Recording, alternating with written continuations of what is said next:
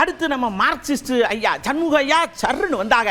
இங்கே பாருங்க, இந்த ஐயா தீர்ப்பு கொடுத்தது ஒன்றும் சரியில்லை. இவங்க வந்து வேற ஒரு உள்நோக்கத்தோட கொடுக்காங்க. இது எங்களுக்கு சரிப்பட்டு வர, நாங்கள் நேராக உச்சநீதிமன்றத்துக்கு போகிறோம், நீங்கள் அங்கே வந்து பேசுங்க அப்படின்னு தன்னுடைய கம்பீர குரல்ல கரெக்டுன்னு போறாரலாம். இது இந்த மாதிரியான வழக்கமாகவே, குறிப்பாக அந்த நீதிபதி GR சுவாமிநாதன் அவர்கள் வழக்கமாகவே இந்துத்துவ சக்திகளுக்கு ஆதரவாக தீர்ப்பளிப்பதை வழக்கமாக வைத்திருக்கிறார். அதுக்கு பல சம்பவங்கள் இருக்கு.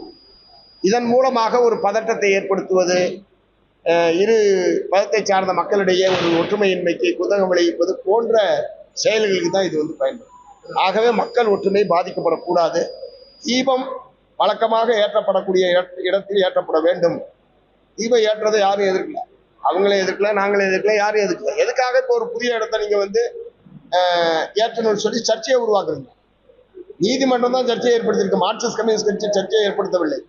சர்ச்சையை உருவாக்கி இருப்பது நீதிபதி. அதனால அவர் வந்து இதே மாதிரி வழக்கமா பண்ணிட்டு இருக்காரு. அதனால அவர் மீது முறையாக நாங்கள் வந்து உச்ச நீதிமன்ற தலைமை நீதிபதியில் புகார் செய்வதாக நாங்கள் முடிவு செய்தோம். இந்த நீதிபதி தொடர்ச்சியாகவே மக்களுக்கு விரோதமான அல்லது மக்கள் மத்தியில் பகைமையை ஏற்படுத்தக்கூடிய வகையில் தொடர்ச்சியாக பல தீர்ப்புகளை வழங்கி கொண்டிருக்கிறார். அது வந்து நீதித்துறை ஒழுங்குக்கு உட்பட்டதாக அவருடைய நடவடிக்கைகள் இல்லை. ஆகவே அவர் நீதிபதியாக தொடரக்கூடாது என்கிற முறையில் முறையாக தலைமை நீதிபதியிடம் புகார் செய்வது கட்சியின் சார்பில் என்று நாங்கள் முடிவெடுக்கிறோம்.